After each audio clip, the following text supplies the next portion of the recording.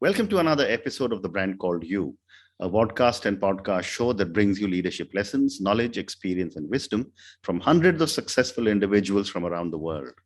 I am your host, Ashutosh Garg, and I'm delighted to welcome today a very accomplished entrepreneur from Chandigarh, India, Mr. Arush Chopra. Arush, welcome to the show. Thanks, Ashu. Thanks for having me. Thank you. Arush is the CEO and co-founder of Just Herbs, an award-winning millennial-focused Ayurvedic beauty brand. He's earlier worked in media and private equity in Denmark, Holland, England, and Singapore. So before we start talking of Just Herbs, a quick question. What made you move from private equity to being an entrepreneur? I was basically working with a fund, an asset management company based out of Singapore that used to invest into farming assets across the globe. Right? Okay.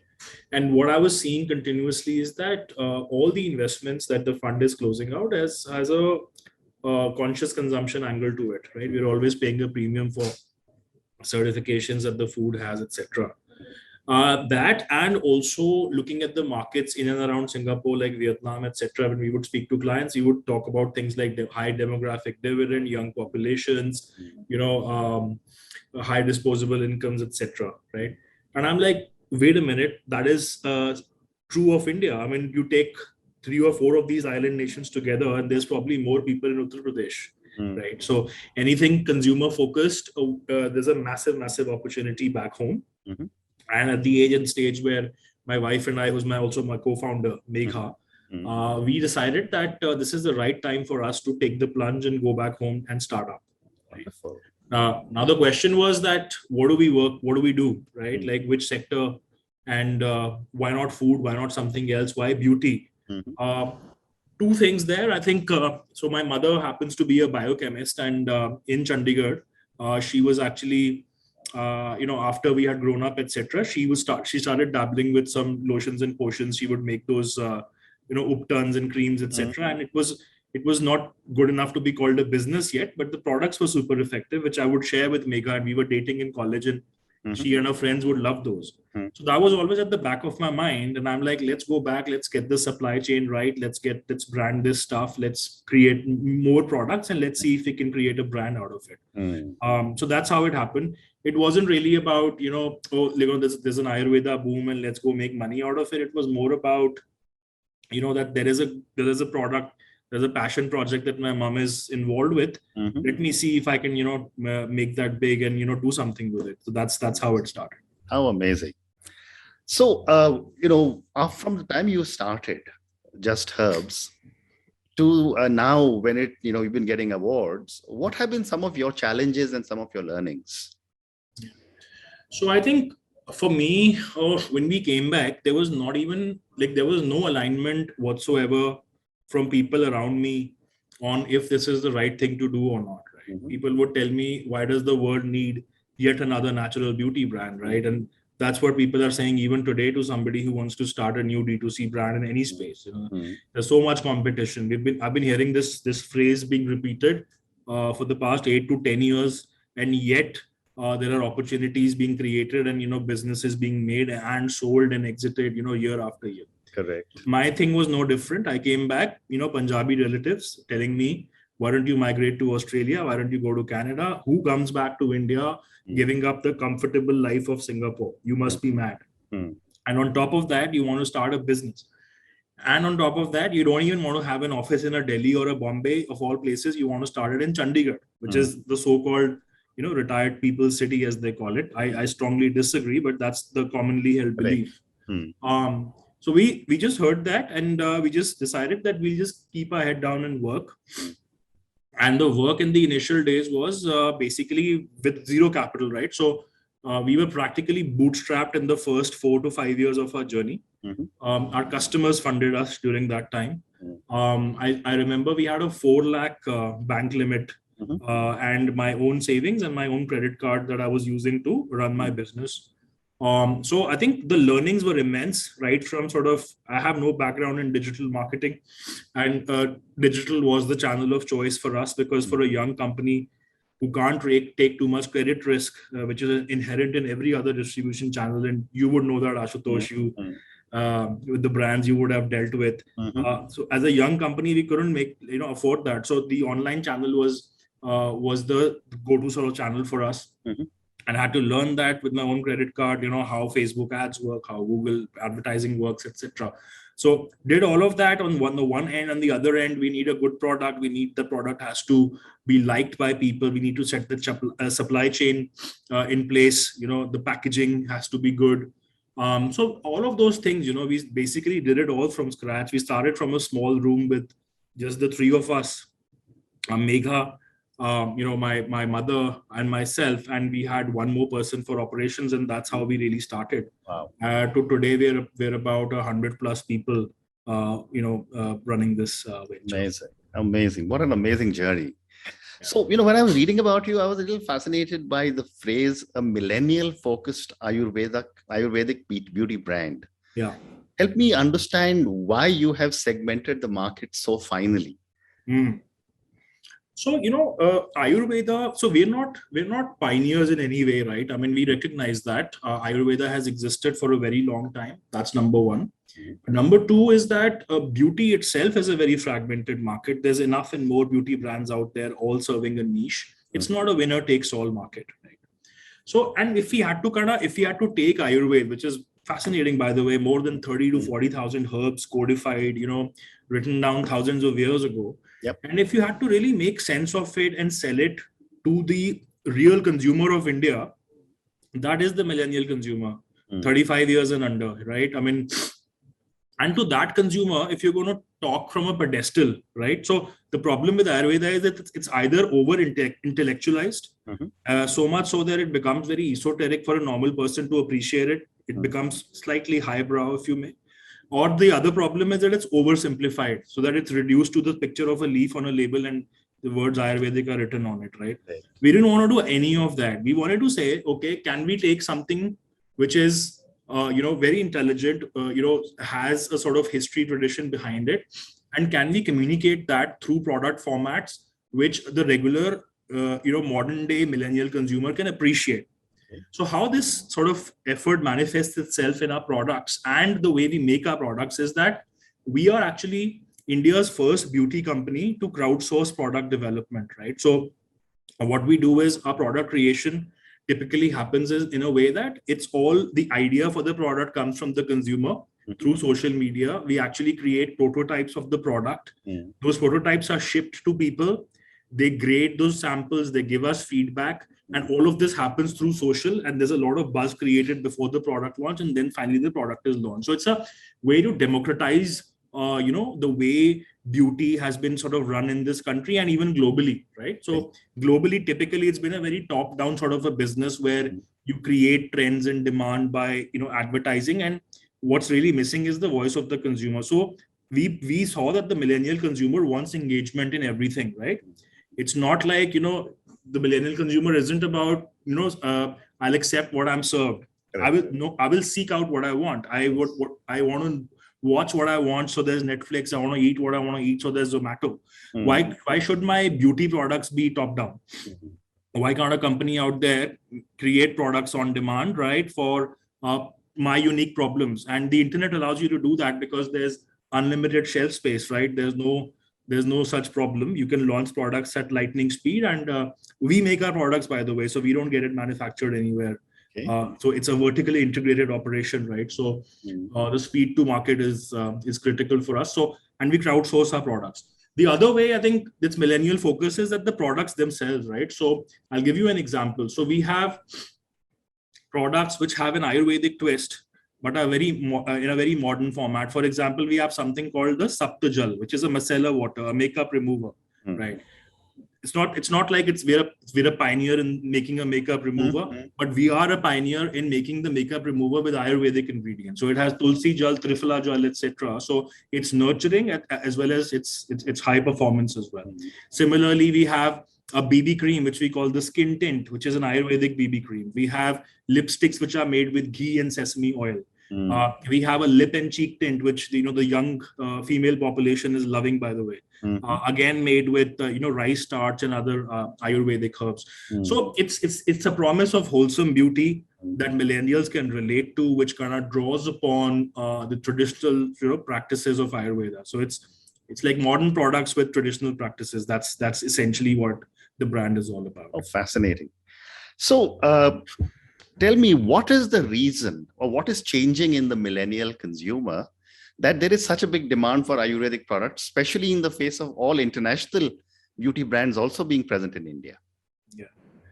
So I think when we sort of talk to our consumers, right, we find that our consumers actually are more educated than we think that they are, right? The common refrain when you speak to a lot of people, what is the biggest challenge you face? And they say education.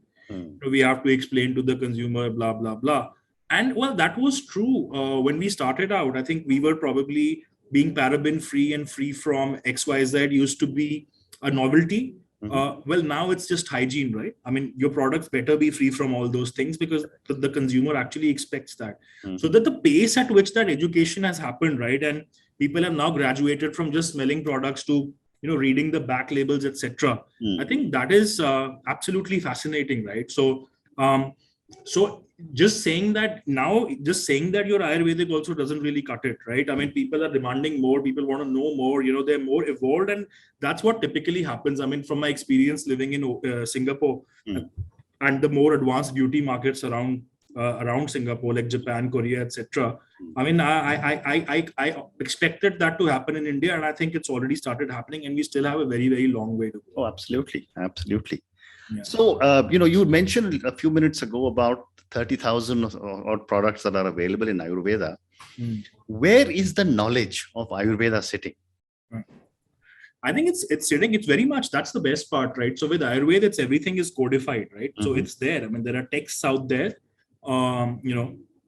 various Ayurvedic texts are there, which actually list down formulations, right? So we have certain classical formulations. So our product portfolio, one is the sort of the modern millennial focused, products, but then there are certain classical formulations that we have.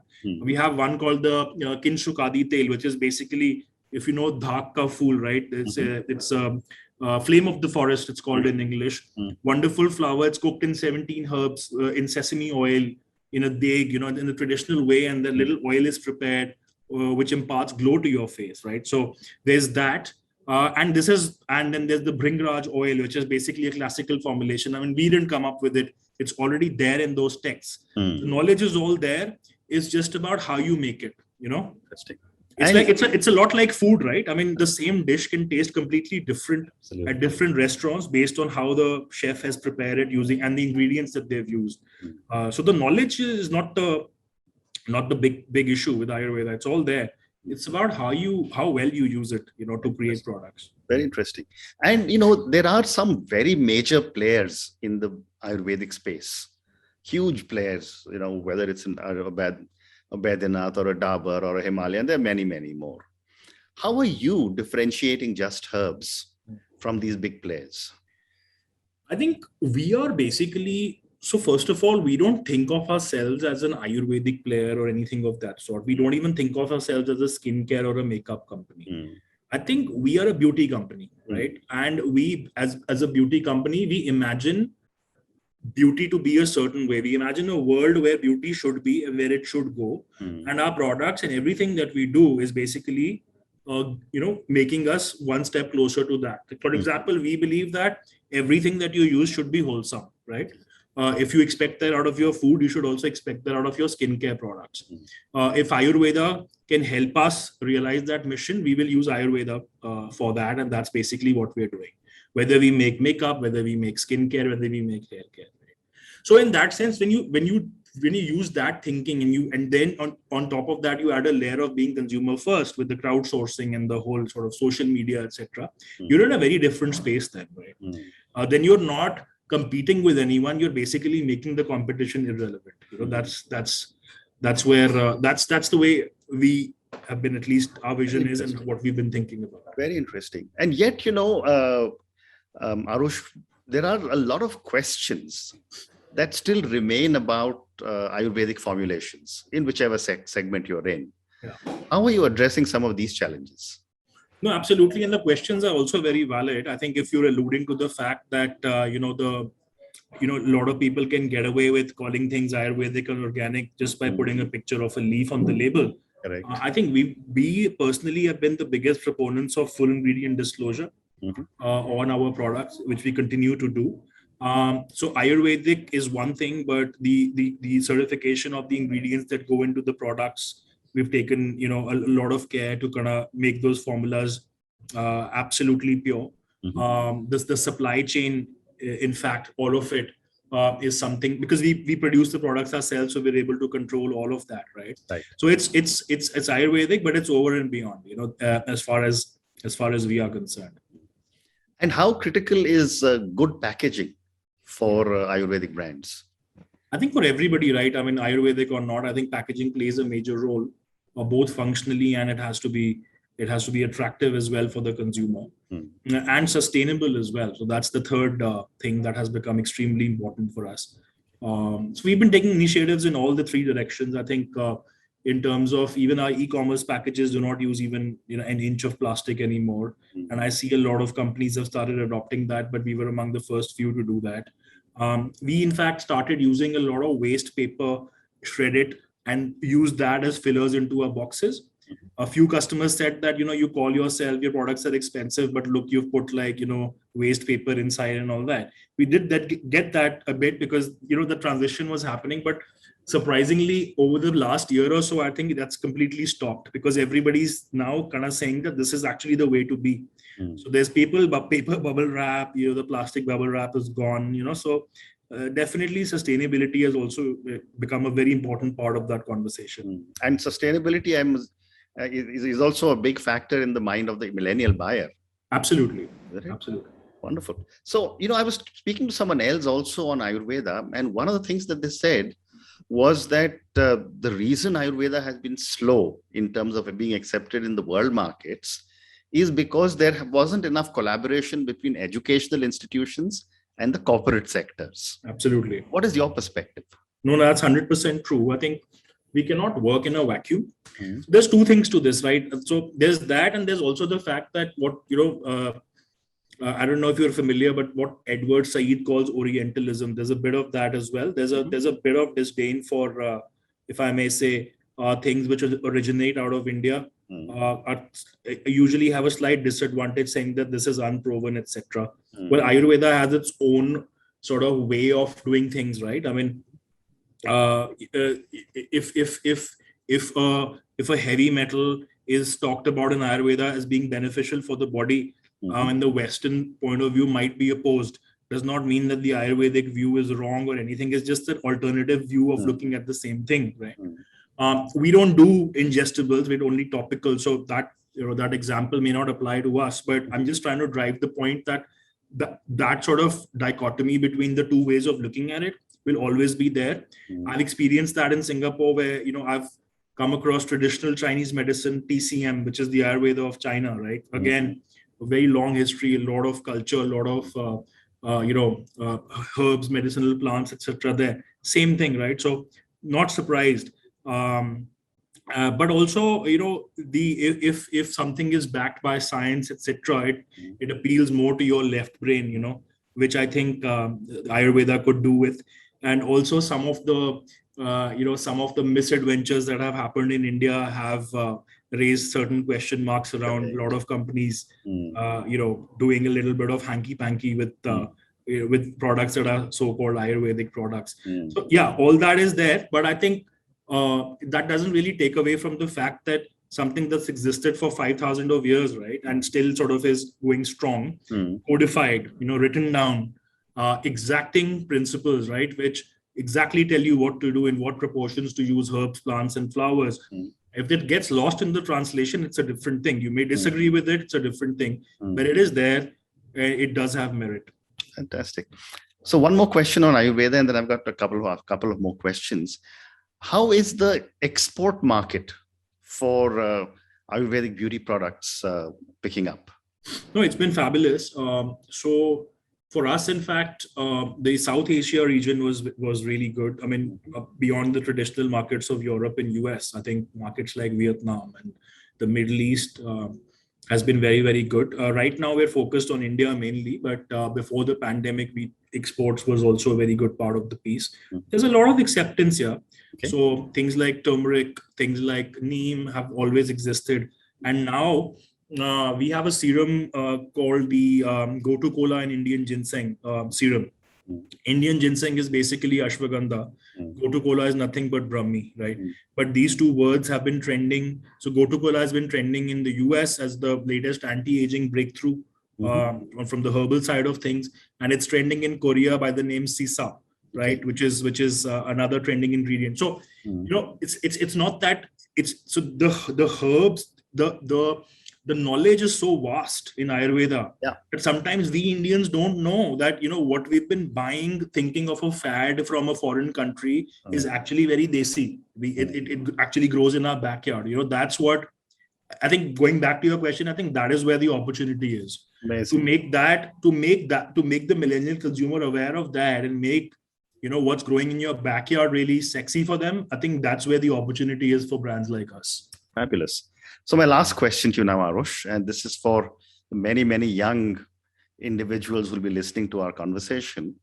A lot of them are potential startup entrepreneurs. What would your advice be as a young startup entrepreneur to a set of young entrepreneurs who are starting off on their journey? So I think a lot of my advice, I mean, I'm actually still a long way to go before I can actually give advice, but whatever little I can, I will. Yeah. I think a lot of people ask, so what is the recipe for success and all that? And, how do you make success happen quickly? I think my answer to that is like 10 years is what overnight success is actually, right? What you think is overnight success is the hard work of, at least 5-10 years behind Absolutely. It. Yeah. And the way to negotiate those 4-5 years, according to me, is to just show up, wake up every day and show up to work, right? Just be consistent, because it's just a matter of time frame. Yeah. You just have to keep hitting at it. And you would know this better than anybody else, Ashutosh. I mean, it's like you just keep hitting at it. And when you change the time scale, it will happen sooner rather than later. So to anybody who's starting out is that, just don't give up. Yeah. Just wake up every day, show up to work, wake up every day, show up to work, keep at it, and it will happen.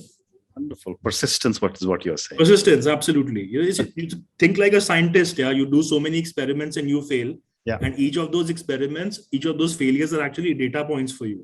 That's your hypothesis, right? You're learning through that. So that's the mindset to keep.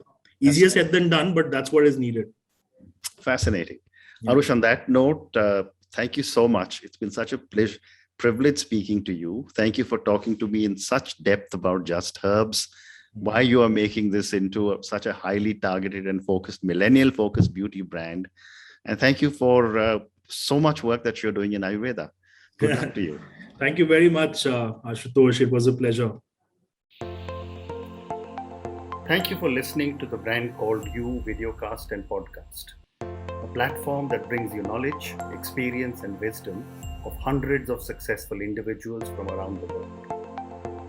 Do visit our website www.tbcy.in to watch and listen to the stories of many more individuals.